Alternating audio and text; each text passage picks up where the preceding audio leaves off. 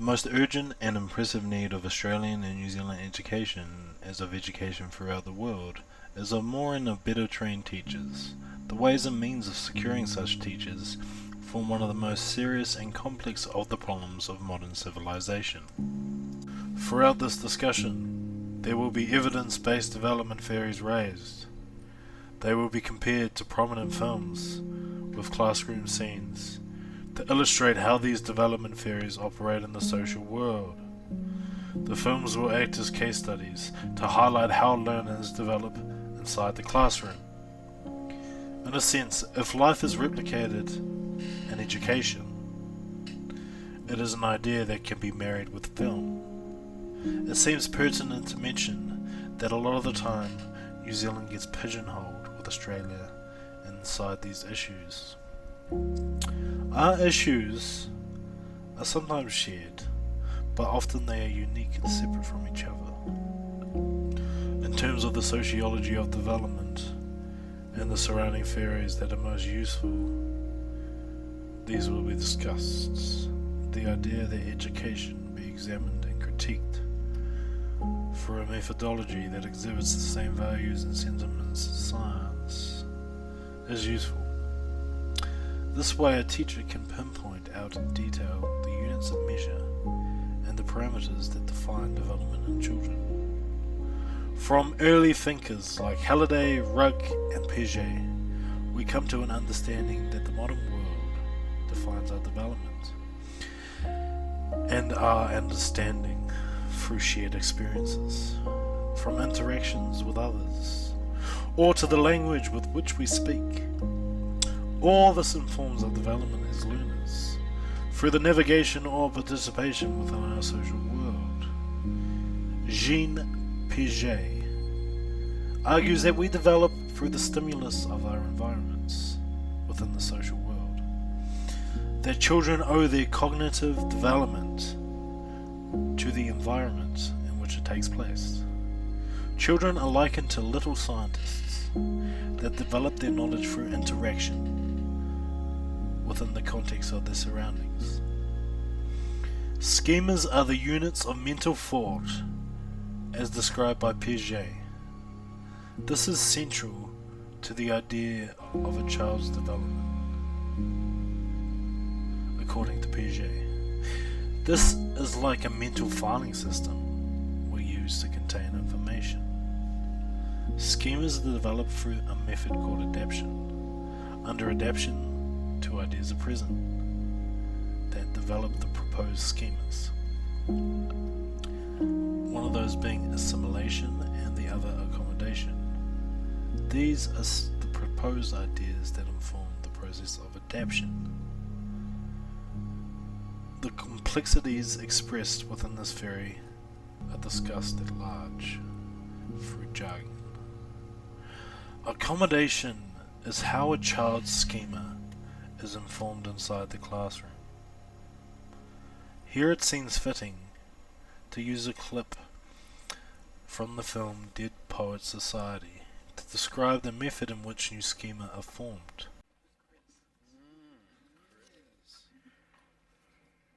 I see a sweetness in her smile. Bright light shines from her eyes.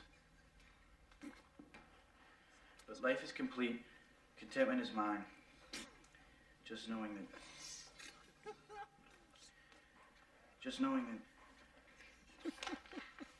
she's alive. Sorry, Captain. Stupid. No, it's not stupid. It's a good effort. Touched on one of the major themes, love. Major theme not only in poetry, but life. Mr. Hopkins, you were laughing. You're up.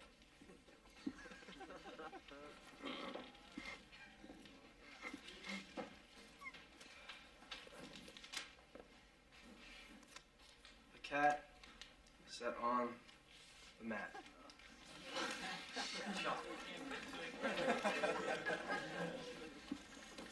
Congratulations, Mr. Hopkins. You have the first poem to ever have a negative score on the Pritchard scale. We're not laughing at you, we're laughing near you. I don't mind that your poem had a simple theme. Sometimes the most beautiful poetry can be about simple things, like a cat, or a flower, or rain. You see, poetry can come from anything with the stuff of revelation in it. Just don't let your poems be ordinary. Mr. Hopkins is ridiculed by his classmates through laughter. Mr. Keating uses this situation to illustrate that not all poetry is as complex as we thought it was.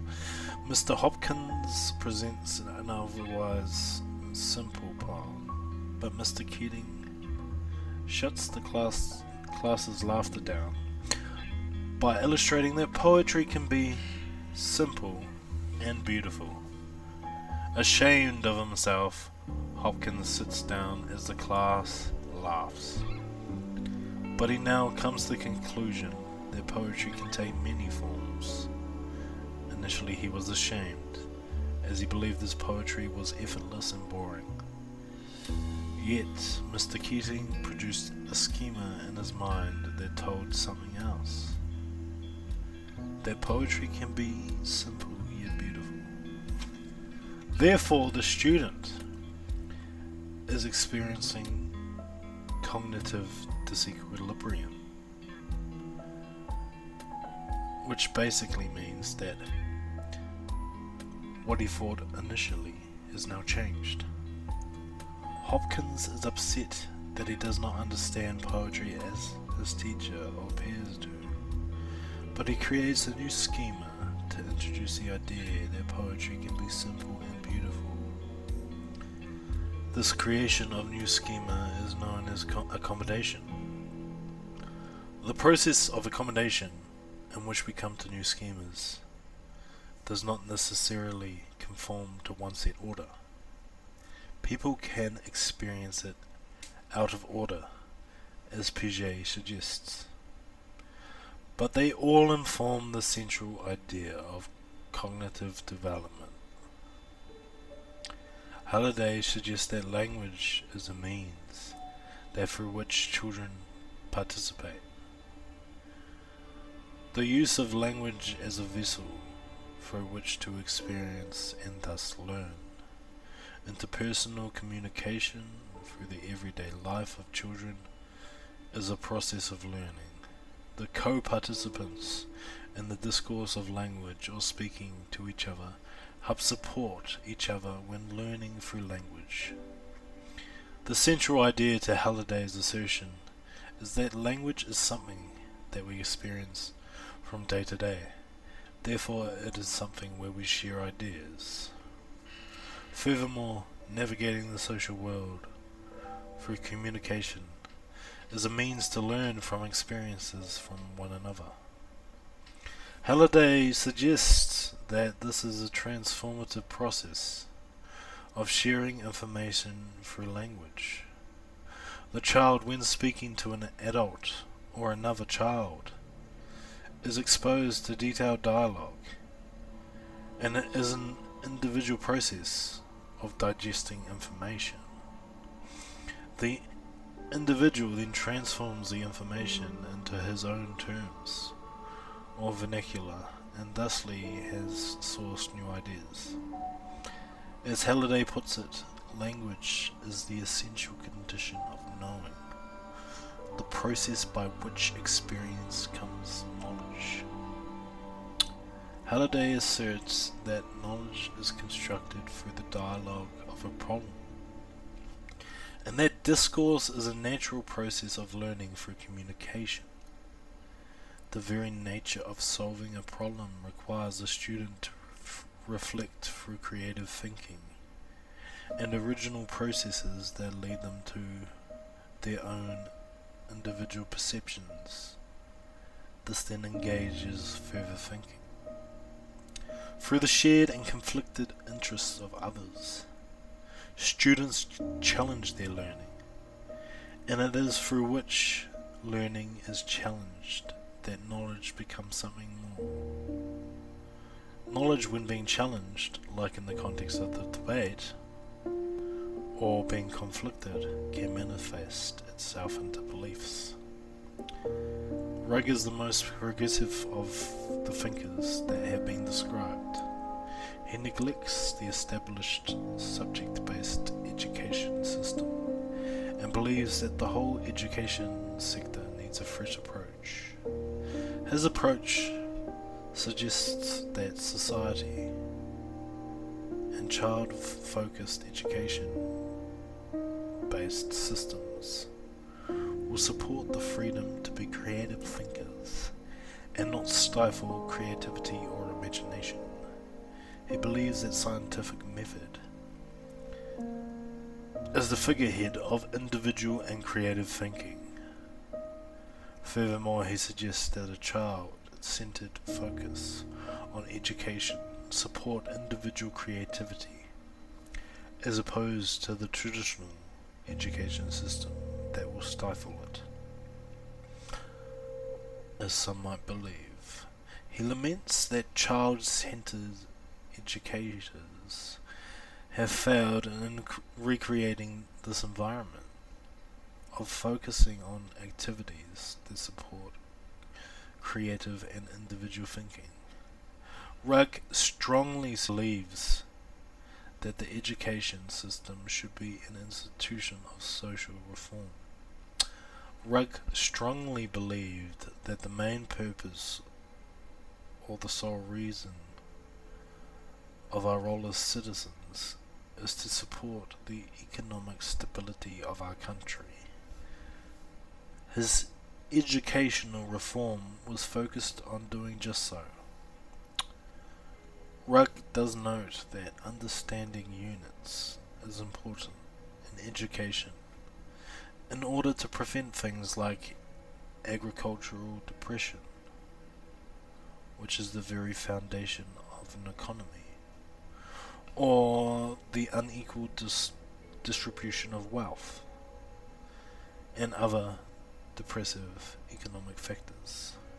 Rugg's anti-capitalistic ideals were considered controversial by the zeitgeists of the times. With the removal of narrow subject-focused education policies, a curriculum and pedagogy focused on socially responsive society cannot be achieved.